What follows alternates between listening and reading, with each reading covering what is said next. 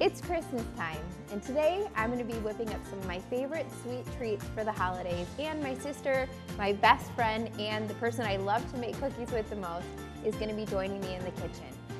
Our cookie menu includes clean-eating Thin Mint cookies, no-bake sugar cookie dough balls, protein-packed reindeer food, and sea salt chocolate fudge. I'm Katie Farrell, and it's time for Christmas cookies on the next Dashing Dish.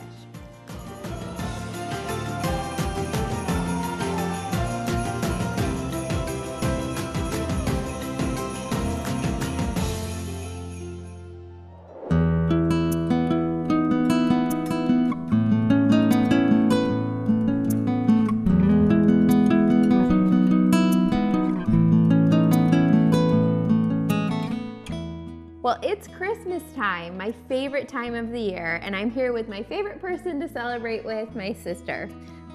I don't know if Sean's gonna like that. Wow. And yeah, tell me how you really intro. feel. My favorite person of all time. Sorry, Sean. It's Christmas time, my favorite time of year, and I have my sister in the kitchen with me today, and we're gonna make some of our favorite holiday treats. And yes, that's right, this show is all about treats, which really, I think that's the best part of Christmas, don't you? Oh, heck yeah. Let's do it. It's the treats. So today we're gonna make some healthier, kind of like a peppermint patty cookie.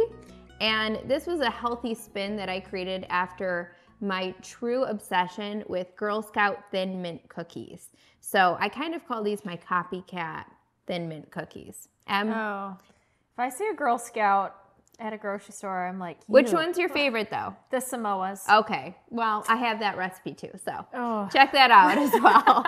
But this one's my personal favorite because I do love chocolate and peppermint. So for this recipe, you'll need 1 cup of almond flour, a 1/3 cup of cocoa powder, a 1/3 cup of sweetener, 1 teaspoon of baking powder, 1/4 teaspoon of salt, 1 egg, 2 tablespoons of applesauce, 3/4 cup chocolate chips, and a 1/2 teaspoon of peppermint extract. So to make these cookies, we're just gonna combine all the ingredients in the bowl for the cookies, and then we're gonna form them into little circle discs, bake them up, and then top them with melted peppermint chocolate combination. So we're gonna start with some almond flour, which, do you like almond flour or oat flour better?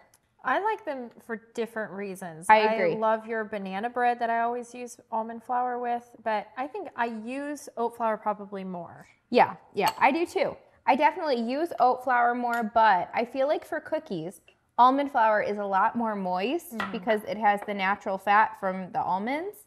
And it's really just ground up almonds. I wish I could tell you you could make your own almond flour, but you really can't. I mean, I'm pretty sure it would just turn into like a nut butter if you put some nuts in your blender. You have?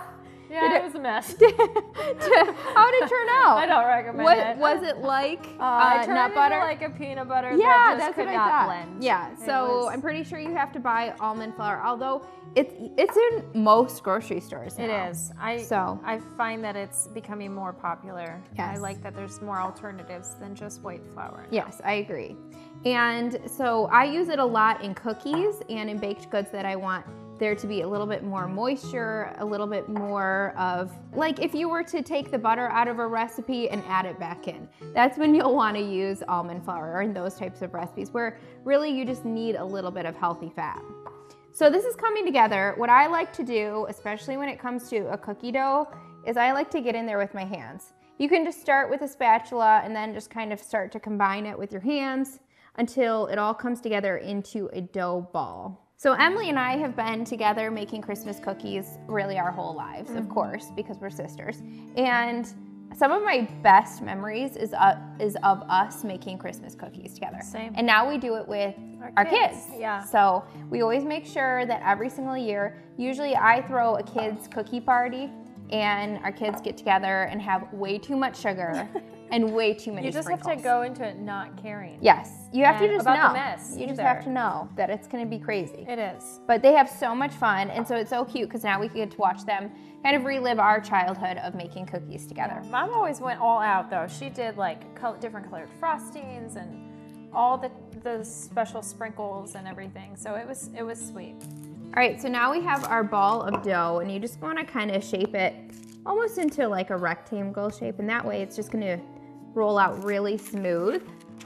And I like to put it between 2 pieces of parchment paper. Do you want to roll it out? Sure.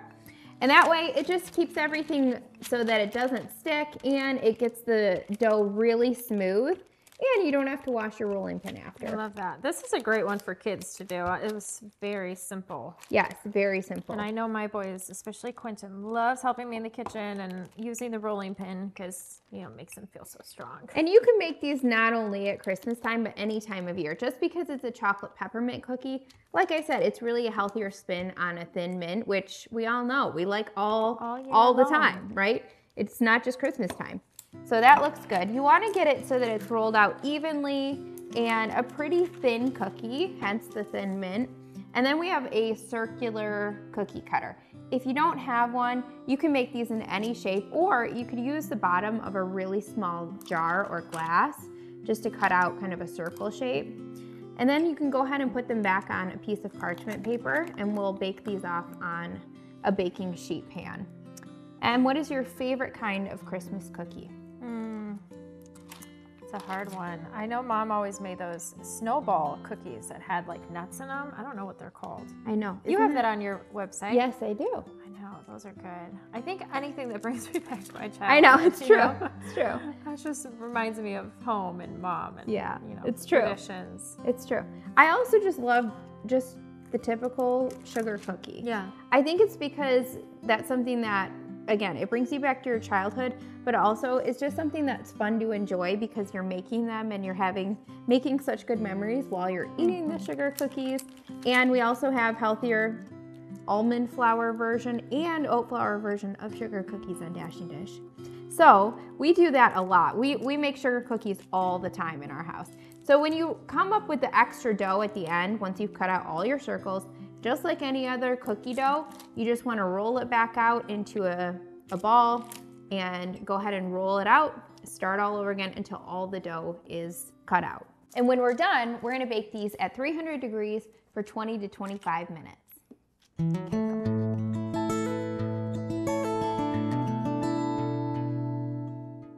All right, so our Thin Mint cookies are cooked and they're cooled, and that's really important. You want to make sure they're totally cooled to room temperature before you coat them in the chocolate.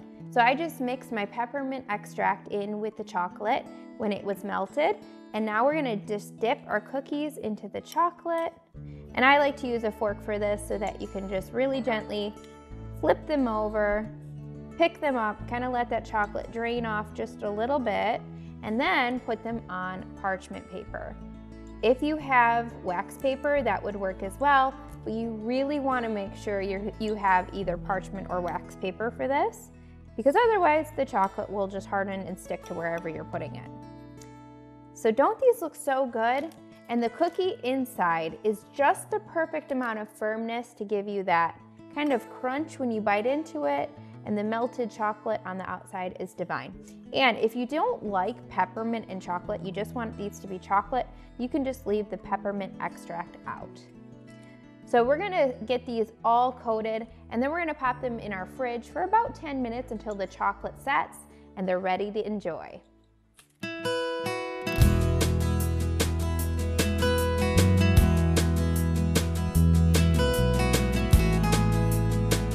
All right, so now we're on to one of the best parts of making cookies, which is eating the sugar cookie dough. I mean, I don't know about you, but don't you love eating the dough straight from the bowl? Yes. Best part. Yeah, especially if I know I'm not gonna get sick. Yes, Like, yes. bring it on. So these cookie dough balls are no-bake sugar cookie dough balls. Yeah. And the best part is you don't get sick. You can eat this straight from the bowl. And I like to make little balls out of it, and that way you can kind of pop them in your fridge or your freezer and or have in your a mouth. little treat in your mouth. It's Christmas. You can eat the whole bowl if you want to. Calories don't count anyway. So for this recipe, here's what you'll need. 2 cups of oat flour, a 1/2 cup of protein powder, a 1/2 cup of sweetener, a 1/2 teaspoon of salt, a 1/2 teaspoon of vanilla extract, and 1 cup plus 2 tablespoons of applesauce. Okay, so Emily, I'll have you add the oat flour to the bowl, and then we'll kind of just add everything together. The sprinkles we'll add last, because I find that if you add sprinkles like while you're mixing everything together, the color sometimes runs onto everything else. So I always add those last. And this recipe does have protein powder in it, which is really nice because it adds a little bit of staying power. That's what I call protein, staying power. It sticks with you so that you don't eat it and then you feel like you're either looking for more sugar or you want to go take a nap. Right. Protein is so good, and it just helps you feel like you're satisfied after you have it, even if it's in a cookie. Yep. So I like to add it to a lot of my baked goods. All right, so yes, go ahead and kind of work that together as much as you can. Then I always like to get my hands in there once I get to a certain point because it just helps bring everything together. And we'll also add the sprinkles just about now. And if it needs a little bit more, it might need a little bit more applesauce. Yes. Sometimes when it comes to baking with protein powder, or in this case just working with protein powder, depending on what kind you use, you might need a little bit of water to help bring it together. Some protein powders are just a little bit more dry than other protein powders. So definitely add like a tablespoon or two of water if the dough isn't really coming together for you. So, and we are now in a different season of life now that we've moved to Nashville. When we were in Michigan, our whole family lived there, and we were all together for Christmas, doing all the traditions together. Now we have family that lives everywhere, except for us. We both live somewhat close.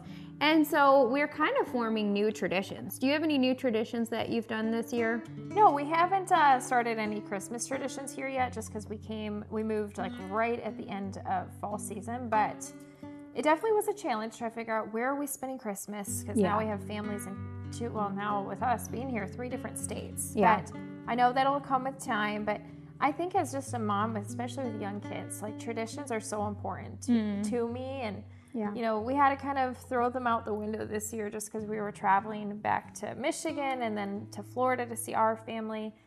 So it was not exactly what I would call a tradition-filled year with my own immediate family, but we still had a great time. But I definitely want to really create and solidify some traditions over the next couple of years. Yeah, we actually did start a few new traditions. We found a few really cute places in Nashville that we plan to go to every year. They have like a few different houses that are really cool. Look at yours versus mine, by the way. Oh, wow. Okay, are you even watching what you're doing? No, because I'm talking. I have to be the bossy sister at least once to her. I hope you get that in. No, don't do that. You see how she treats me? We actually did form a few new traditions here. In Nashville, they have really cool houses that you can find on a map that people kind of put their house on display with light shows. And one is the whole nativity scene, and it's done really well. So we plan to go there every single year, and it's like a walkthrough, so you can actually walk through it. And then we are definitely doing some traditions with like a nativity book that we bought that kind of goes through every single day of December, walking you through the whole story of Jesus's birth, and it lands at the nativity scene, and then you do it with little characters. That's cute. So that was something that I found online, and it's a really cool way to talk about Jesus and incorporate Jesus into the season, because that's why we celebrate. Yeah, I will say, being in Nashville, the weather's so much nicer. So we actually got to do things outdoors for the first time at Christmas time. So it was fun. For sure. Well, these balls are ready to eat right now, or you could pop them in your fridge until you're ready to have them. Coming up next, let's take all your favorite candies, add them to a bowl, and shake. That's right, it's time for my taste-tested and approved protein-packed reindeer food.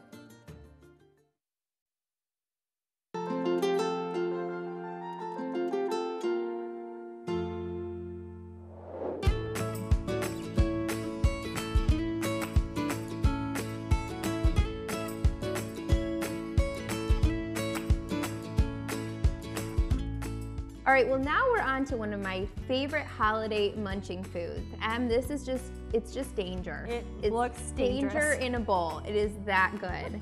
And this recipe actually went viral when I made it because it is, I can see why. You can just tell all the ingredients just look good, just even not put together. So this is a protein-packed reindeer mix. And it's kind of a fun name for just really a Chex mix made with the most delicious ingredients and some protein added. So for this recipe, you'll need 1.5 cups of chocolate chips, 1 cup of peanut butter, 5 cups of Chex cereal, 1.5 cups of mini pretzels, 2 cups of protein powder, a 1/2 cup of candy, a 1/2 cup of mini peanut butter cups. So for this recipe, we're gonna start by combining the melted chocolate and peanut butter, and we're gonna kind of just stir them together. And I'll just take a spoon with that, please. I mean, is it inappropriate to lick the spoon on TV? No, it's not inappropriate. Okay, just checking. So the reason that we're gonna melt the peanut butter and the chocolate chips is this is gonna be kind of the glue that holds everything together. And for this recipe, we just have colored candies. But what I like to do is if I can find the red and the green candies, that's really ideal. So when it's mixed together, then you can go ahead and pour that over the Chex cereal. Kidding, not kidding. This is my favorite combination. Yes, it is. It's heaven in a bowl. Oh. And you can see here that we have protein powder. Now, actually for this recipe, I used peanut flour. And you can find that really in any grocery store. It's just powdered peanut butter powder. And you could use protein powder, but this just takes the peanut butter flavor over the edge. So it's that much better, and it adds protein to it as well. So yes, this is loaded with sugar. I will not lie. It's healthier in the fact that we're also adding protein, but it's still sugar. And it's delicious. And let's just be honest, it's Christmas time. So, I mean, that's what we do at Christmas, right? Gotta indulge. Yes, you do enjoy some sweet treats. And I will tell you that I think that that is the best part of Christmas, is just really taking time to enjoy. Don't you feel like everything just slows down at Christmas time? Yes, like and I think that's why everybody loves it. It's also the busiest season, but I feel like there's so many delicacies and, you know, just, I don't know, just family time. It's a very treasurable time. Yes, it really is. It slows down though in the fact that people take time to do things to make memories. It's true. And even though it is busy, I think that that's what we consider busy partially. The fact that we take time for relationships and to make memories. That's and we're true. like, oh, it's so busy. And of course there's some unnecessary stuff that we impose on ourselves, like buying gifts at all the crazy hours of stores and all things like that. But you know, that's what I really love about it, is that you do take time to make memories. And I think that's why people have like these connections to foods that they eat at the holidays, and it just makes them feel at home, you know? What do you feel like your kids love most about Christmas? Like what do they get most excited about? Presents. Let's be real, that's like what all kids love. Yes. But I love letting them, like, they get those catalogs in the mail from different stores, and I just give them markers. And parenting hack, give them a marker and tell them to go circle all their gifts that they want. It keeps them busy. It keeps them busy. Yes, for a long time. Even though you aren't buying them. Then you got to talk them down and let them know you're not getting all those things, but it's fun to see what they like. And I just love seeing their reaction. Even though presents, like, it's not, that's not what Christmas is about. I live for their faces when they open those presents. Like, it's true. It's gonna end up in a junk pile in, you know, a few weeks after that, but those reactions are priceless. But this year was really fun because this year we surprised the boys with a puppy on Christmas, and that probably was my all-time favorite Christmas memory. Yes, for sure. And I will tell you, you do something really cool with gifts. How you give like a book, you give something new. I don't remember, what was it? Maybe you did it last year. What was that? Yeah, I mean, that was my goal, but I definitely went off of it. But I think it's a fun goal if you want to kind of simplify Christmas. You give them something to read, something to wear, something they need, and something they want. Yeah. So if you can limit 4 gifts per kid, but I, of course, went a little off. But this year in particular, we were trying to limit the amount of money we were spending on gifts just because we knew we were buying a puppy, which is a big expense. And truly, they could care less about the presents when we told them they were getting a puppy. And so it was sweet. They opened a big box of all the dog stuff, and their reactions were priceless. So, this looks really good. We're just gonna toss it with our hands. Can we just take this to the couch and sit and eat now? We can. Okay. So the melted peanut butter and chocolate, you kind of have to break up just a little bit because it kind of clumps together as you're stirring in the bowl. That's fine. And then we're gonna that's why we put it on a cookie sheet pan, so you can kind of get everything mixed together and kind of get some of that melted chocolate and peanut butter. No, I just think these little chunks are like the what you chunks are call gold. heaven. Yes, it is. You know? That is Christmas in your mouth. That's is the peanut butter and chocolate clumps. I mean, what are you doing after this recipe with this? Can I take this home? I'm just asking. This is for Christmas. It won't even make it into my house. I'll have like chocolate all over my face. My so kids again, will be like, what? If you wanted this to be a little bit more festive, buy the red and the green candies because that's what makes it look like reindeer food. So this is great to bring to a party. This is good for, you can put it in little bags for gifts. Or, like I said, just to snack on, watching some holiday movies.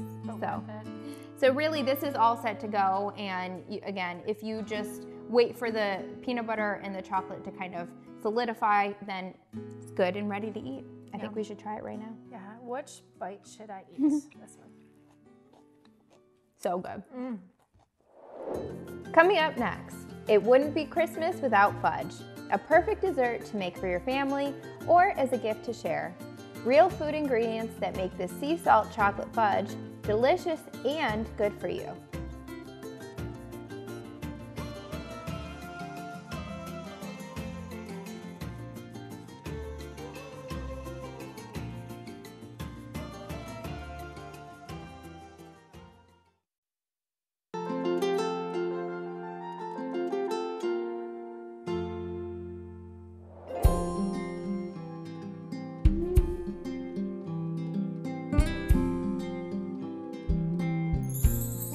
One of my most requested Christmas recipes is fudge. Do you feel like fudge is a part of Christmas? It sure is. It's a part of life. See, I didn't really feel like fudge was a part of Christmas, probably because we really never had it as a part of our Christmas celebration. But come to find out, this was the most requested and the most popular Christmas recipe that I have on Dashing Dish. This is my sea salt fudge, and it is literally the easiest thing you'll ever make. You microwave it, you put it in a pan, and you have fudge. Couldn't get easier than that. So delicious and easy. We love that for Christmas. So for this recipe, you'll need 1.5 cups of chocolate chips, a 1/2 cup of nut butter, 3 tablespoons of honey, a 1/4 cup of almond milk, 1 teaspoon of vanilla extract, and 1/8 teaspoon of salt. So this recipe is so easy to make. You can add the melted peanut butter and the honey. I'll add the melted chocolate to a bowl.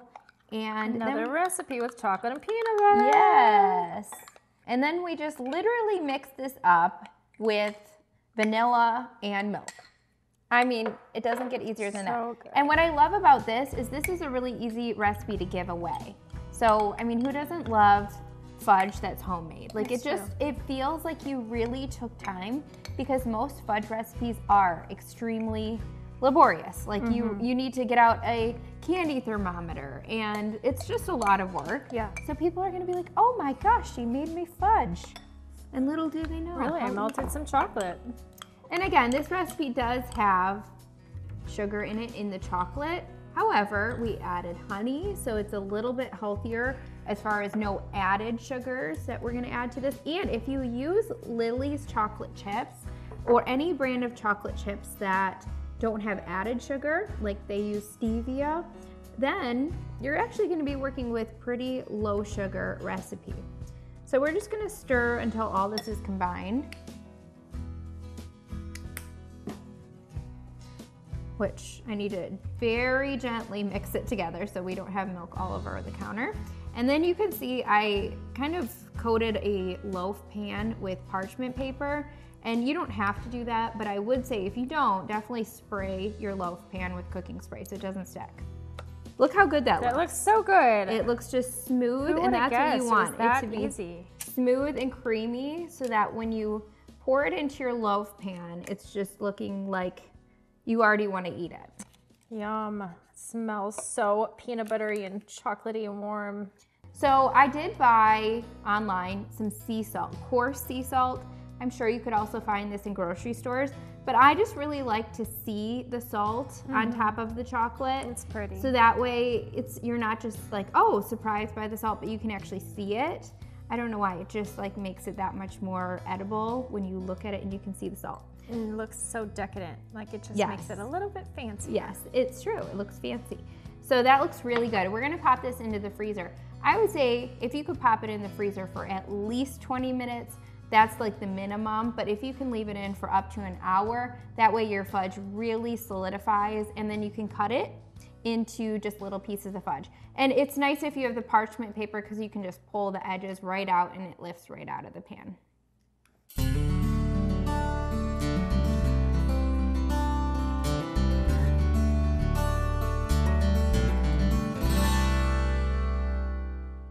Well, I just love Christmas, and I love spending time with you and all of our family and friends. It's such a warm and wonderful time of year.